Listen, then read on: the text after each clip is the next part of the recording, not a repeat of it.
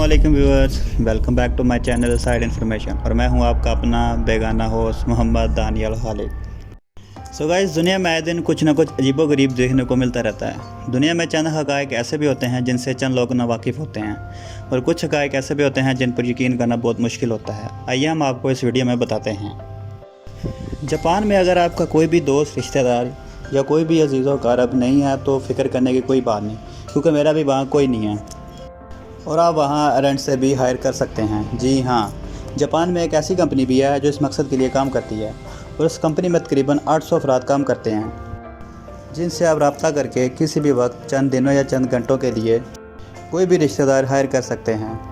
वो चाहे शोहर हो, बीवी हो, चाचा हो, चाची हो, मामू हो, मामी हो, नाना हो, नानी हो या बच्चे हों, तो आप इनसे रब्ता करके हायर कर सकते हैं। चार्जेस भी सर्विसेज के हिसाब से हुआ करते हैं, यानी कि यंग लोगों के लिए ज़्यादा चार्जेस और बूढ़ों के लिए कम चार्जेस। वेल, अब तो हम ये भी नहीं कह सकते कि पैसों से रिश्ते नहीं खरीदे जा सकते। अगर आपको हमारी वीडियो पसंद है तो प्लीज़ इसे लाइक और कमेंट करें, और अगर आपने हमारा चैनल सब्सक्राइब नहीं किया तो इसे सब्सक्राइब भी करें। शुक्रिया।